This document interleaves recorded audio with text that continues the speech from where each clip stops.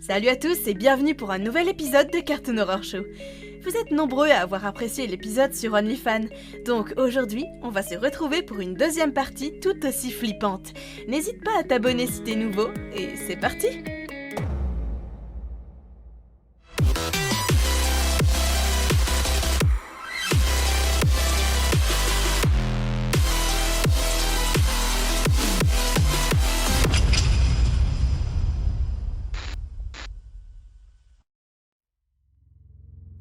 L'histoire qui suit est quelque chose dont je ne parle jamais vraiment, quelque chose que je déteste évoquer constamment, mais je sens que j'ai besoin de m'en débarrasser. Ça s'est passé il y a environ 2 ans, mais ça continue de me traumatiser à ce jour. Je suis mannequin sur Instagram, et un aspirant mannequin de Glendale, en Californie, une ville de l'agglomération de Los Angeles. Ma carrière de mannequin commençait vraiment à décoller. J'obtenais des contrats avec des marques de vêtements et je commençais à avoir un plus grand nombre de followers. J'ai fini par étendre mes sources de revenus du simple mannequinat sur Instagram à d'autres choses. Et l'une d'entre elles était OnlyFans. J'ai ouvert un compte OnlyFans où mes followers et mes fans peuvent payer pour voir des photos plus exclusives de moi. Et ça semblait bien marcher. Je n'ai jamais reçu de demande de la part de crapules et les gens ont accepté ma décision. J'ai finalement commencé à me faire beaucoup d'amis dans la communauté des mannequins en ligne, et dans celle de OnlyFans. J'ai même commencé à collaborer avec d'autres mannequins en ligne et des influenceurs. J'ai fini par rencontrer une fille nommée Megan, par le biais d'autres connexions sur Instagram et OnlyFans. Megan était en fait plus récente que moi dans ce domaine, mais elle gagnait en popularité encore plus rapidement. Les choses allaient vraiment bien pour elle, et nous avons fini par nous rencontrer en personne lors d'un événement. Elle semblait avoir l'air d'avoir peur de l'avenir. Mais elle avait l'air vraiment cool, et bientôt, une amitié est née. Nous avons fait diverses collaborations sur des sites de fans, sur Instagram, et nous avons fini par passer du temps ensemble par pur plaisir. Une nuit, cependant, je faisais défiler mes mails, et j'ai reçu un message de Megan. Apparemment, une équipe d'influenceurs en ligne très connue s'intéresse à Megan, et à moi. Bien sûr, j'avais déjà été repérée auparavant, mais jamais par une organisation de cette taille. Apparemment, un agent du groupe de mannequins a contacté Megan après avoir vu une photo d'elle et moi sur Instagram. Ils ont dit qu'ils aimeraient collaborer avec nous sur Instagram en nous donnant une grosse somme d'argent et une promotion gratuite de nos OnlyFans en retour. Ça semblait génial, mais presque trop beau pour être vrai. Je voulais m'assurer que cet agent était bien réel et non un troll ou une quelconque arnaque, mais lorsque j'ai consulté le profil du prétendu agent, tout semblait se vérifier. Il avait beaucoup de followers, de vrais posts et une page professionnelle. Son courrier comportait également un domaine correct. C'était vraiment en train de se passer. Megan et moi avons immédiatement demandé plus de détails à l'agent, et il nous a expliqué comment cela fonctionnait. Ils étaient basés à San Diego, à environ 2 heures de route de LA. Ils voulaient faire une rapide séance photo avec nous deux dedans et discuter de futures opportunités pendant que nous étions là. Ils ont dit qu'ils avaient réservé une chambre d'hôtel dans le sud de San Diego et qu'ils feraient la séance photo sur une plage locale. Cela semblait légitime, alors nous avons fixé une heure et réservé un bus pour y aller. Megan était ravie à l'idée. Elle ne faisait ce métier que depuis 1 an environ, et maintenant elle travaillait déjà avec de grandes entreprises. Nous sommes finalement arrivés à l'hôtel, et même si ce n'est pas un 5 étoiles, c'était très correct. Nous avons été accueillis par un homme inhabituellement habillé de façon décontractée à la porte d'entrée. « Megan et Lisa, c'est ça ?» nous a-t-il demandé avec un sourire sur le visage. « Oui, c'est nous !» lui a répondu Megan. « Très bien, suivez-moi. Nous avons un livre de chambre pour vous à l'étage. » L'homme nous a guidés jusqu'à notre chambre d'hôtel et nous avons défait nos bagages. Megan était toujours enthousiaste. « Tu peux croire que c'est en train d'arriver ?» a-t-elle demandé. Et j'étais heureuse aussi. Mais je n'arrêtais pas de douter de notre décision. L'homme qui nous avait escortés jusqu'à notre chambre n'avait pas l'air très professionnel, mais il était peut-être simplement une longue journée. Finalement, on a frappé à la porte et c'était l'homme de tout à l'heure. Il a dit qu'il nous emmènerait au lieu du concert dès que nous serions prêts. Et nous l'étions. Il est venu nous chercher dans une belle voiture, mais quelque chose ne collait pas. Il a prétendu qu'il s'agissait de la voiture de la société, mais il a clairement un autocollant de location locale sur la plaque d'immatriculation. J'ai de nouveau haussé les épaules et suis montée dans la voiture. Tout au long du trajet, il n'a cessé de nous regarder dans le rétroviseur. Il nous a posé quelques questions de base, comme comment s'était passé notre vol, ou d'où nous venions. Je me suis à nouveau demandé si c'était une mauvaise idée ou non, et si je devais ruiner l'humeur de Megan et lui faire part de mes inquiétudes. Mais mes pensées ont été interrompues par l'arrêt de la voiture. Nous sommes arrivés, c'était une petite plage isolée, et honnêtement c'était magnifique. Nous allions faire notre séance photo sur un bateau qui était garé sur le rivage, et nous allions nous rendre sur une petite île voisine avec une autre plage. Sur le bateau se trouvaient 4 à 6 hommes d'âge moyen, et apparemment c'était l'équipe de tournage. Le bateau était en fait assez grand, ce n'était pas un yacht, mais il avait un pont supérieur et un étage inférieur. Je n'ai pas vu beaucoup d'équipements ni de superviseurs, pas de directeur, pas de maquilleur, juste des hommes. Avant que nous ne montions toutes, ils ont fouillé dans nos sacs à main et ont dit qu'ils les garderaient pendant le trajet. Cela commençait vraiment à m'inquiéter, mais le bateau s'est mis en marche et nous sommes partis. Pendant que Megan montait sur le pont et profitait de la brise, je suis allée dans le compartiment inférieur du bateau et j'ai utilisé une toute petite salle de bain. Pendant que je me lavais les mains, je n'ai pas pu m'empêcher de penser à l'étrangeté de tout ce spectacle. Je n'avais pas vu une seule caméra, et les hommes à bord semblaient essayer de passer le plus de temps possible. C'est alors que j'ai vu une ombre dans la porte, en dessous. C'était une paire de pieds. Quelqu'un me regardait. J'ai rapidement réfléchi à ce que je devais faire. Et pourquoi cet homme se donnait-il là? Est-ce qu'il attendait aussi pour utiliser les toilettes? Ensuite, j'ai remarqué qu'il y avait 2 paires de pieds sous la porte, côte à côte. Je savais qu'ils se liguaient contre moi. À ce moment-là, j'ai rassemblé tout le courage qu'il me restait et j'ai ouvert la porte en faisant irruption, les renversant tous les 2. Pendant qu'ils étaient à terre et qu'ils souffraient visiblement, j'ai rapidement pensé à ce que je devais faire ensuite. Mais c'est là que j'ai compris. Megan était toujours à l'étage supérieur. J'ai alors entendu de violentes détonations suivies de cris étouffés de Megan. J'ai rapidement couru dans les escaliers, mais l'un des hommes m'a fait trébucher. J'ai attrapé une bouteille d'eau qui se trouvait à proximité et je l'ai jetée à sa tête, ce qui a semblé l'éloigner de moi pendant un court moment. Mais lorsque je me suis relevée et que j'essayais de courir vers la pièce d'où provenaient les cris de Megan, il a essayé de me bloquer la tête par derrière. Je me suis violemment débattue et j'ai mordu sa main aussi fort que possible. Il a hurlé de douleur et m'a jetée sur le côté.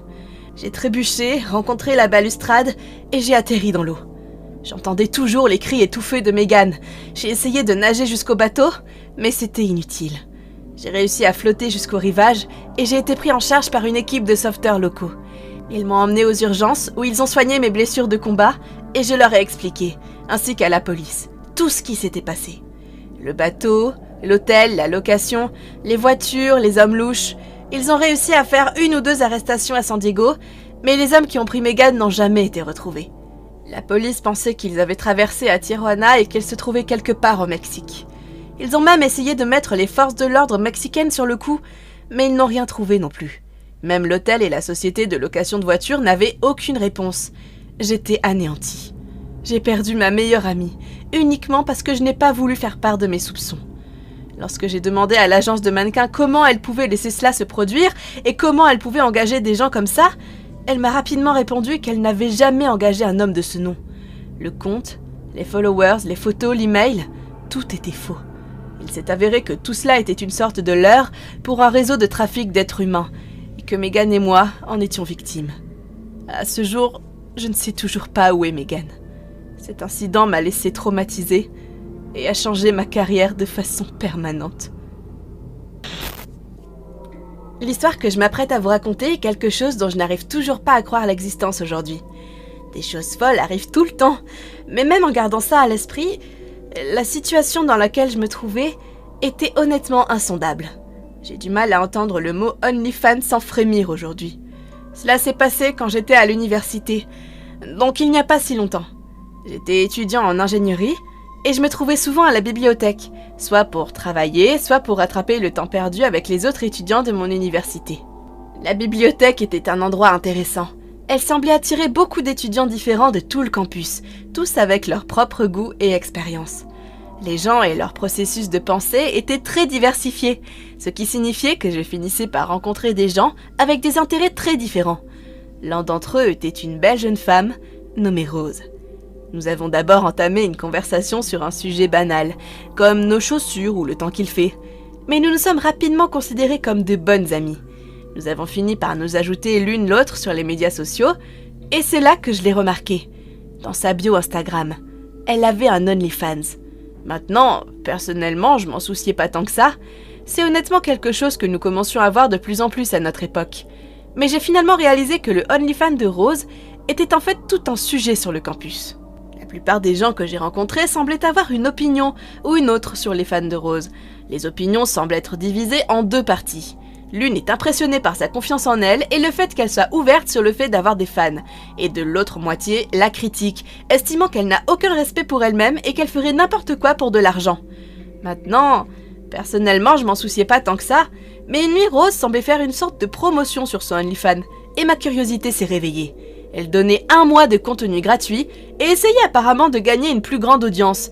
Maintenant, signer pour un OnlyFans n'était pas exactement sur ma liste de plans pour cette nuit-là, mais elle le donnait gratuitement, et j'ai pensé que je devais vérifier.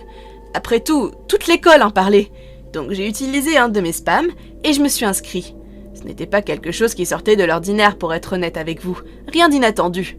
Bien sûr, c'était un peu gênant de voir des rangées de photos comme ça, mais bon, à quoi je m'attendais exactement ? J'ai jeté un coup d'œil à son nombre d'abonnés et elle semblait en avoir pas mal. Je peux imaginer qu'elle se fait pas mal d'argent avec ça. Une semaine ou 2 ont passé et j'ai honnêtement oublié que j'avais même signé pour un compte. C'était intéressant de voir tous les OnlyFans de Rose, mais honnêtement j'avais mieux à faire. Mais finalement, un de mes amis de l'université m'a dit que quelque chose s'était passé. Il m'a dit de vérifier frénétiquement son OnlyFans dans les médias sociaux. J'ai découvert mon OnlyFans et je l'ai vu. Elle avait été kidnappée sur son OnlyFans et Twitter était une bannière de photos avec du texte dessus. Il était indiqué qu'elle avait été kidnappée et que les kidnappeurs cherchaient à obtenir une grosse rançon. Il était mentionné que nous avions quelques jours pour apporter l'argent, sinon ils lui feraient du mal ou même la tueraient. Ils ont également inclus des détails qu'elle allait garder dans un endroit secret afin qu'ils s'assurent que nous ne la trouvions pas.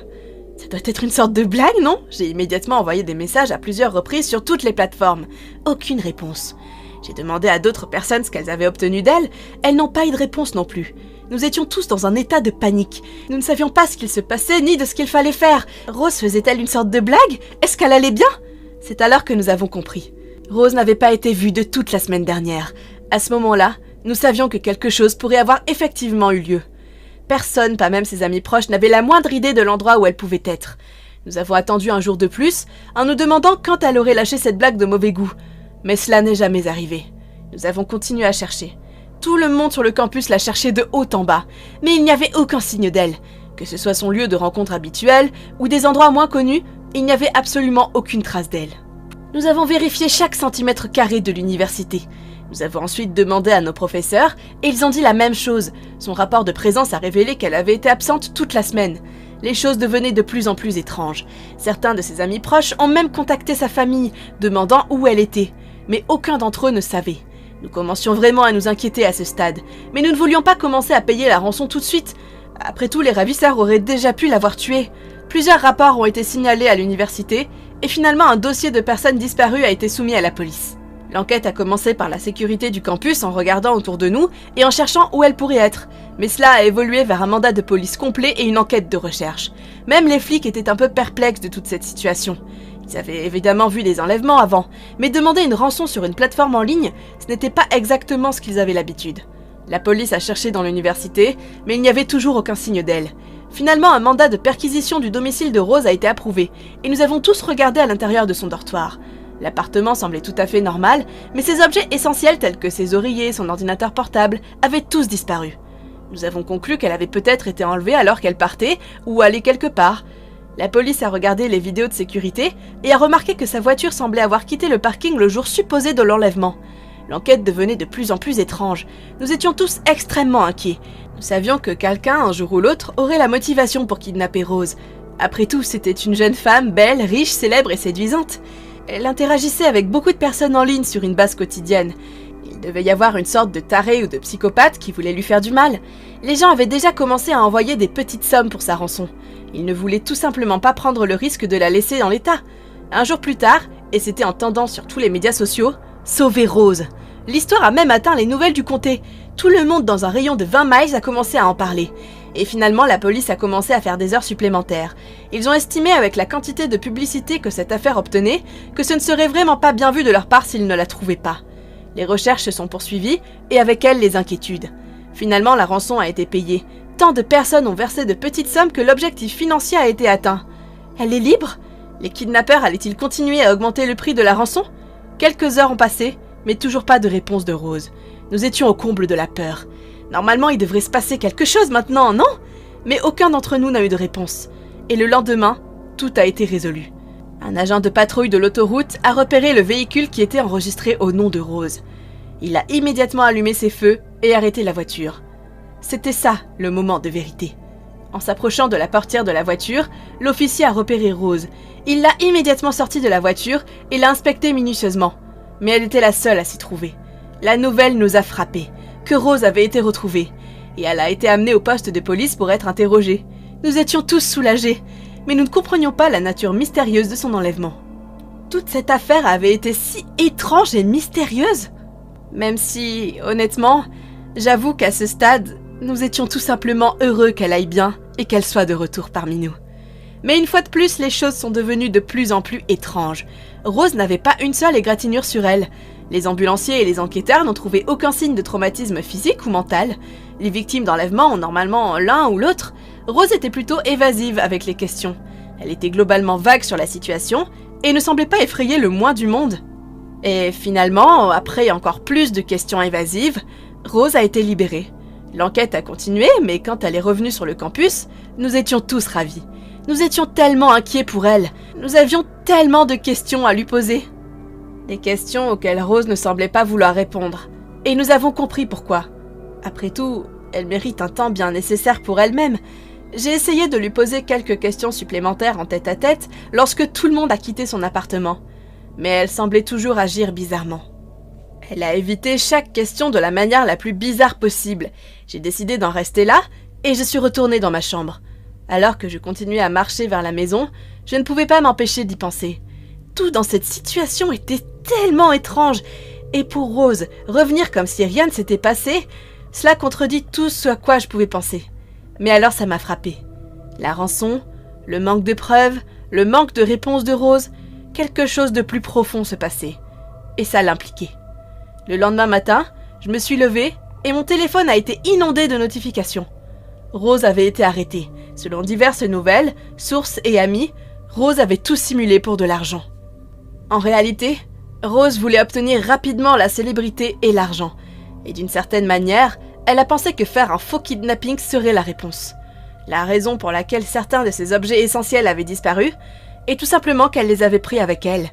Elle était partie pour une sorte d'hôtel en bord de mer. L'endroit était assez éloigné pour éviter les soupçons, mais pas trop proche pour le confort. Elle y est restée quelques jours, jusqu'à ce que la rançon, entre guillemets, soit payée. Et cela expliquait tout. Elle a apparemment été attrapée après qu'ils aient repéré toutes les caméras de circulation, qui avaient bien vu sa voiture. Ils ont réussi à trouver l'endroit où elle s'était rendue et d'où elle était revenue. Rose a été poursuivie pour toute la rançon qu'elle a perçue, et a perdu tout ce qu'elle avait gagné. Dans les autres procès, elle a été accusée de méfaits publics ainsi que de fausses déclarations.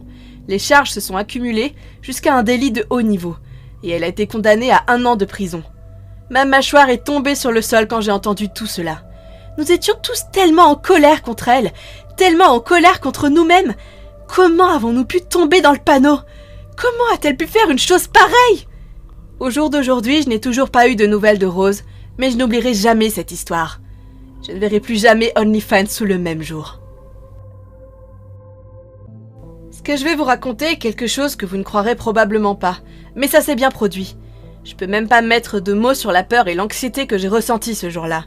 Je n'ai jamais eu à craindre pour ma sécurité, mais inutile de vous dire que je n'utiliserai plus jamais OnlyFans. Cela s'est produit alors qu'OnlyFans n'était pas encore très connu, vers 2017, soit à peu près 1 an après sa création. Je suis tombée sur une page qui m'a plutôt intriguée sur mon fil Instagram. Je suis tombée sur une fille très mignonne de ma ville natale, mais je ne l'ai jamais vraiment connue. C'était une période de ma vie où j'étais très introvertie, et plutôt maladroit socialement. Donc j'avais beaucoup de personnes ajoutées sur les médias sociaux avec qui je n'ai probablement jamais parlé. La seule raison pour laquelle j'avais même Facebook et Instagram était de m'intégrer en tant qu'étudiant. Pour des raisons inconnues, beaucoup de femmes très attirantes me rajoutaient toujours sur Instagram. J'ai d'abord pensé que cela était dû au fait que nous avions des amis en commun. Ou peut-être que j'étais simplement un très bel homme. Mais j'ai fini par apprendre que le fait de me suivre en retour n'était qu'une tactique pour obtenir plus de célébrité. Ce n'était pas à cause de mon physique charmant. Maintenant, j'étais le genre de gars qui aimait et commentait constamment les posts de nombreuses filles sexy sur Instagram. Certains m'appellent un simpliste. Chaque fois que je recevais une réponse ou un like de l'une de ces femmes, j'allais immédiatement sur l'application PayPal ou Cash dans leur bio et je leur laissais un énorme pourboire avec un mot de remerciement. Bon, j'avoue que je suis pas vraiment fière de ce comportement-là aujourd'hui, mais gardez à l'esprit que j'étais une personne assez différente à l'époque. Le plus triste, c'est que mon anxiété sociale m'a empêché de draguer ces filles. Je n'ai même pas essayé de faire la conversation avec elles. Aussi triste que cela puisse paraître, je m'attendais honnêtement à ce que ces femmes m'invitent à sortir et commencent à m'accorder de l'attention avec tous les dons que je leur faisais. Donc, en ayant tout cela à l'esprit, vous pouvez imaginer que j'étais plutôt ravie de voir un nouveau lien dans la biographie d'une de mes filles préférées. Je l'ai immédiatement ouvert et j'étais satisfait de ce que j'ai vu. Le site web s'appelait OnlyFans. Et maintenant, je pouvais simplement m'abonner et voir toutes les filles que je voulais déshabillées, sans avoir à les payer constamment ou à les ennuyer avec mes messages privés. Même si je venais de découvrir un nouveau gouffre à argent, j'avais l'impression de vouloir 1 million de dollars. Alors, j'ai fait ce que j'aurais fait naturellement, je me suis abonnée. Je voulais croire que j'étais son premier abonné. Et cela semblait vraiment être le cas. Je voulais croire que j'étais son premier abonné. Et c'est ce que j'ai pensé au début. Au début, elle semblait un peu timide. Elle ne montrait pas beaucoup son corps et évidemment, ça m'a contrariée. J'attendais beaucoup plus pour mes 15 dollars par mois. Ce qu'elle postait semblait être des choses que vous pourriez simplement poster sur Instagram. Il n'y avait aucune nudité, pas de tétons, rien. Mais moi, étant le simpliste que je suis, je pensais que si je gardais l'abonnement, elle me remarquerait et finirait par m'envoyer un message. Quelques mois ont passé et les choses semblaient relativement normales. Elle a commencé à poster quelques photos de nudes décentes, mais d'une certaine manière, je voulais en voir plus. En dehors de l'université, je travaillais au Starbucks et je mettais tout mon argent dans les dons pour elle. D'une certaine manière, je sentais qu'elle était la bonne. Je pensais vraiment que nous sortirions un jour ensemble et que nous deviendrions amoureux. Mais un jour, j'ai découvert que OnlyFans avait une nouvelle fonctionnalité. Il suffisait de faire une demande de photos et ils envoyaient un lien avec le paiement. J'étais ravie. Je pouvais obtenir du contenu plus intime, plus que des nus. Alors j'ai rassemblé toutes mes forces pour lui envoyer un texto. Et je l'ai fait. Après tout, obtenir des nus était une excuse suffisante pour parler. Je tremblais comme jamais. Je ne savais vraiment pas à quoi m'attendre. Mais après quelques minutes, elle m'a répondu. Nous avons finalement commencé à faire connaissance. Je n'arrivais pas à y croire. C'était vraiment en train de se produire. Tout a commencé par l'envoi de quelques photos de nus pour 100 dollars.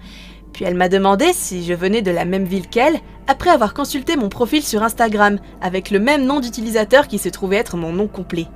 Malheureusement, elle a réalisé qu'elle m'avait déjà croisé plusieurs fois en public auparavant.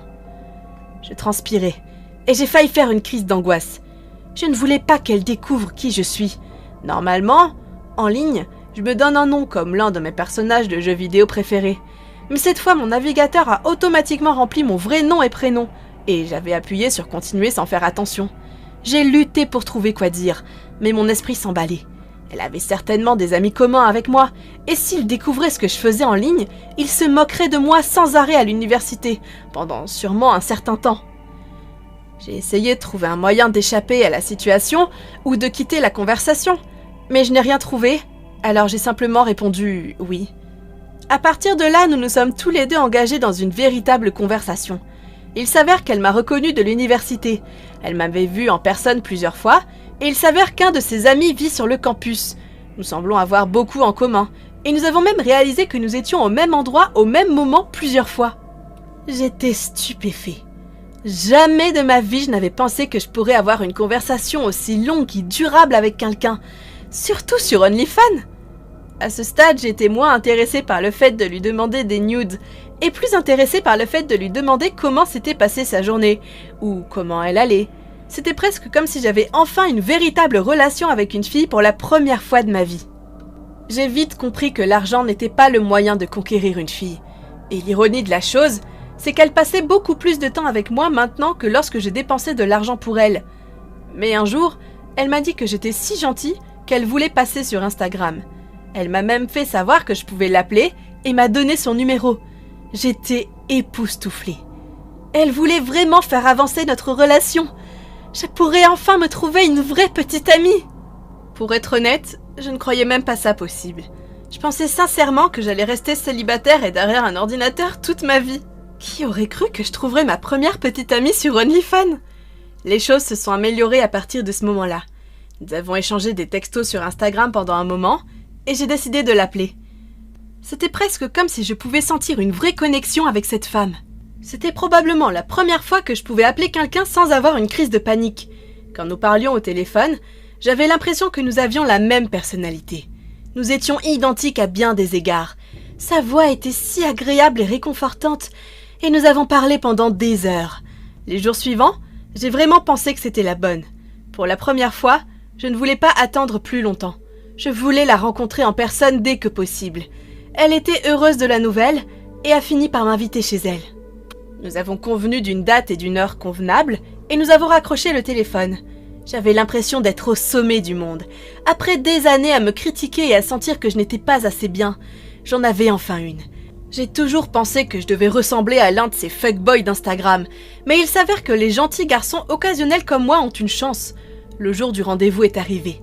Je me suis habillée de mes plus beaux vêtements et je suis allée chez le coiffeur. J'étais tellement impatiente de la rencontrer. J'ai immédiatement réservé un Uber et il m'a amenée dans son quartier. Cependant, lorsque je me suis approchée de sa maison, j'ai remarqué un homme étrange qui se tenait derrière un arbre. Il semblait vraiment bizarre et avait une capuche. Normalement, cela m'aurait alarmée, mais j'étais tellement impatient d'avoir un rendez-vous avec elle que je n'y ai pas prêté attention. Elle a ouvert la porte et elle était aussi belle qu'en ligne, et même plus jolie que je ne le pensais en personne. Elle a mis ses chaussures et nous sommes allés nous promener. Au début, c'était un peu gênant, mais j'ai fini par surmonter les moments de silence et j'ai entamé une vraie conversation avec elle. Elle semblait un peu nerveuse aussi, mais une fois que nous avons commencé, tout s'est bien passé. Nous avons eu une très bonne conversation et n'avons pas arrêté de parler jusqu'à la fin du rendez-vous. Je l'ai finalement raccompagnée chez elle et nous nous sommes salués. Mais en partant, quand j'ai tourné la tête pour voir ce qu'il se passait, j'ai remarqué le même type bizarre que tout à l'heure. Il s'est approché maladroitement de moi au début, en essayant de le cacher en regardant autour de lui ou en évitant le contact visuel. Mais finalement, il était à environ 3 mètres et il n'y avait pas de cachette cette fois. J'ai arrêté de marcher et je me suis retournée. Et puis il a dit « Qui es-tu pour elle ?»« Qui suis-je pour elle ? Quelle sorte de question était-ce ?» Alors que j'essayais de trouver une réponse, j'ai regardé l'homme et j'ai remarqué qu'il devenait fou de rage. Il avait un regard de fou. Quand j'ai croisé son regard et que j'ai regardé dans ses yeux, j'ai vu qu'il était sur le point de me faire du mal. Ou quelque chose comme ça. « T'essaies de draguer ma copine ? Mon garçon, t'as dépassé les bornes, » a dit l'homme. « Quoi ? Je suis désolée, je pense que tu me prends pour quelqu'un d'autre ? Je sais vraiment pas quoi dire !» ai-je répondu nerveusement. J'ai commencé à reculer lentement avec mon bras tendu devant moi, juste pour me protéger. J'ai regardé ses mains et il les avait toutes les deux dans la poche avant de son sweat à capuche. J'ai vu l'expression de son visage passer de la colère à la fureur. Il a commencé à respirer bruyamment et à serrer les dents de colère. « Tu n'aurais pas dû venir ici », a dit l'homme. Il a ensuite sorti un pistolet de sa poche avant et a commencé à tirer sur moi. Je suis tombée sur le trottoir. J'étais tellement choquée que je ne pouvais même pas ressentir la douleur ni respirer.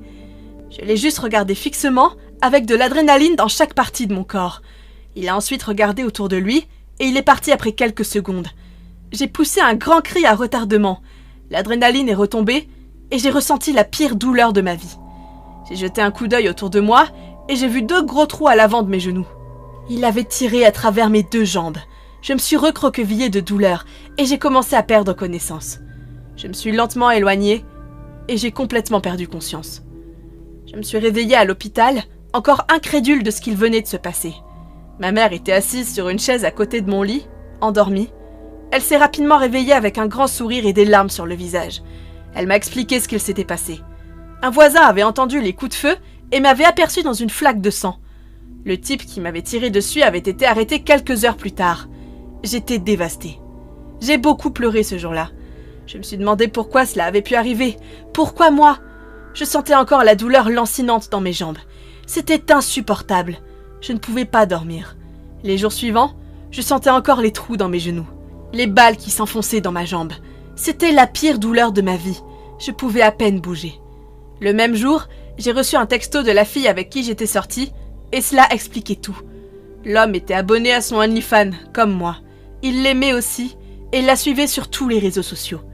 La seule différence, c'est que l'homme souffrait d'une grave maladie mentale et qu'il croyait sincèrement qu'elle était sa petite amie. Il l'a traqué souvent dans la ville et a réussi d'une manière ou d'une autre à trouver sa maison. Il se cachait tous les jours derrière les arbres et les buissons, s'assurant que personne d'autre ne viendrait chez elle. Elle ne l'a même pas su, jusqu'à ce que les flics lui montrent les images de la caméra de sécurité du voisin. Il croyait vraiment à une sorte de relation imaginaire et pensait vraiment qu'elle le trompait en sortant avec moi. J'étais abasourdie qu'une telle histoire ait pu m'arriver. Après quelques mois, ma santé s'est un peu améliorée et j'ai retrouvé la force de mes genoux. D'après les médecins, mes jambes ne seraient plus jamais les mêmes. Le médecin a dit que le corps humain se remet rarement complètement d'une blessure par balle et que je ne pourrais probablement jamais courir ou faire une activité lourde avec mes jambes pour le restant de ma vie. J'ai perdu le contact avec la fille peu de temps après. Il y avait trop d'émotions liées à elle, et il était hors de question que je laisse quelque chose comme ça m'arriver à nouveau. Je ne sais toujours pas ce qui est arrivé à l'homme qui m'a tiré dessus. Une partie de moi se sent mal pour lui dans son état. Mais l'autre partie de moi veut qu'il passe des années en prison. Je ne lui pardonnerai jamais les dommages permanents causés à mes jambes. Et c'est la dernière fois que je suis allée sur OnlyFans.